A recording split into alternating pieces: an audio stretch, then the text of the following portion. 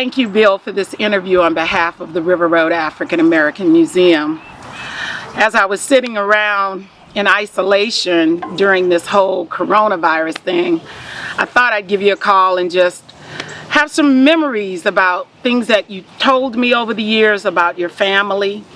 And I thought I might share this with the visitors of the museum, if you don't mind. One, do you have any ancestors or relatives who ever lived upriver near Donaldsonville from New Orleans? Okay, Kathy, yeah, I do have relatives and descendants from the area. My grandmother and my grandfather owned a restaurant or a meet and greet place in Donaldsonville, which was called the Playhouse. And I have a strong feeling that my mother and father probably met there. It had some aspects of a juke joint. So I know the young people in the area used to go frequent that place and hang out and just do their thing. My grandmother was also part-time a piano teacher. And I'm sure that her love for music and my grandfather's, Medrick Nelson, passed on to us as it did to their children. And now on the other side of the river was where my father was born, which is directly across the river from Donaldsonville, and he would take a ferry boat back and forth. There used to be a ferry boat that traveled from Donaldsonville to Darrow and round trip, you know. So he spent a lot of time in Donaldsonville because to him that was the big city, you know. And Donaldsonville actually used to be the capital of Louisiana. Now on my father's side of the river, the situation was quite different. His family came from a plantation. Many of my family were born on the Ashland Belle Helene plantation. This plantation was built by the Kenner family, the same family that Kenner, Louisiana is named after and where the Louis Armstrong Airport is. The Kenners were very, very popular people. So I have, you know, roots. I worked on the ABC series Roots, but I have my own roots. I call it Roots and Poots. The root side is the African side, the poot side is the other side. You may edit this out. It's up to you. But the Kenners held my family prisoner. Now, some people call them enslaved or slaves. My people were never slaves, they were prisoners, okay? And being in prison on that plantation, they had to work free. And the story is, let me tell you the story. My great-great-grandmother had 7 children by George Kenner, and he was the brother of Duncan. They both ran this Belle Helene Ashland plantation. Well, George Kenner decided he wanted to marry a white woman, so he had to get rid of his black family. And he actually sold his interest in the plantation to his brother Duncan. Now, Duncan in turn kept them prisoner and enslaved on that plantation until my great-grandmother, Georgina, decided it was time to leave. She had actually stashed enough money to buy several of her children out of slavery, and she moved to St. Louis. One of her sons, Alexander Kenner, was very astute and good with numbers, good business head. He and my great-great-grandmother created a business together. It was a cleaning business, a laundry business actually, and they did quite well. She made enough money to actually buy an apartment building where she rented rooms out to up-and-coming black people, you know, youth or people that were struggling to climb that ladder. And she would periodically travel back to Darrow, to the Ashland plantation, to buy one of her children back. And over the years, she bought everyone back except for one, and that was Bill Kenner, who was named after William Kenner, who was the son of William Kenner, who was my great-great-grandfather. So I'm very tied to this Kenner family. Alexander actually he would come back with her, and they wanted to buy Bill back. But Bill had become a trainer and a jockey for Duncan. And the Kenners were very much into the thoroughbred horse racing scene. They actually had an 8-furlong racetrack on the plantation itself.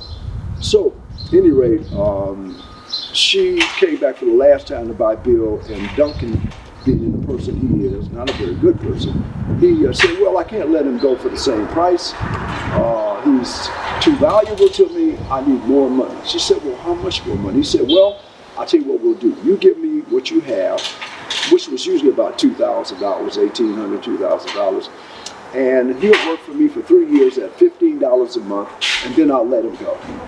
Well, before that happened, she died. And Duncan went and claimed her estate, brought all the children back into slavery. After he returned to Louisiana, that is Alexander, he became legally a man. He sued Duncan. Actually, slaves could do that.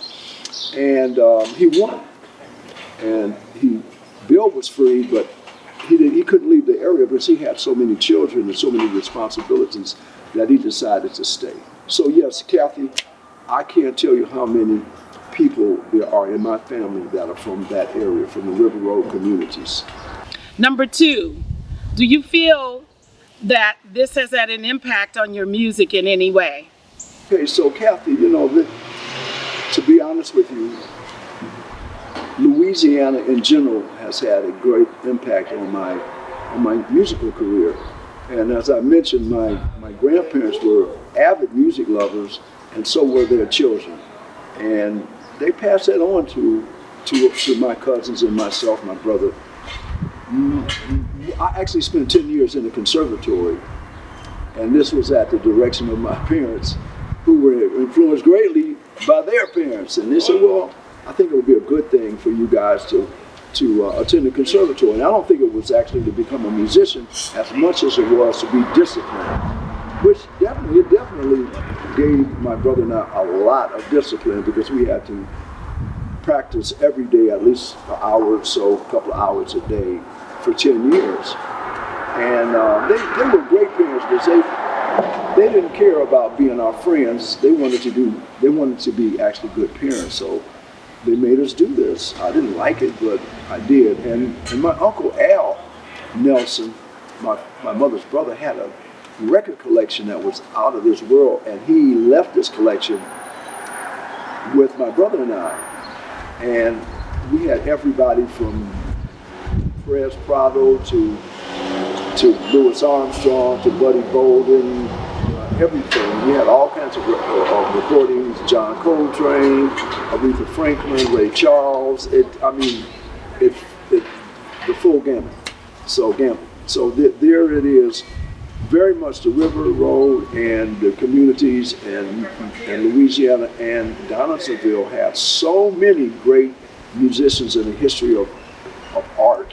I think there are a few other guys that are going to be interviewed, Leo Nocentelli, and a few other people, Don Dappy. They all have roots in the River Road communities. So there it is. I was influenced even by them, and they are great friends of mine. So yeah, the history and the culture have had an immense impact on my musical career. And number 3, would you play a little something for us? Okay. Oh, play what? Play the bottle? What? No, Kathy, who can play a bottle? I got a bottle. I won't show you what kind of bottle it is, but this is something that I used on the first platinum jazz recording in history. It was called Headhunters, and there was a song on it called Watermelon Man, and I composed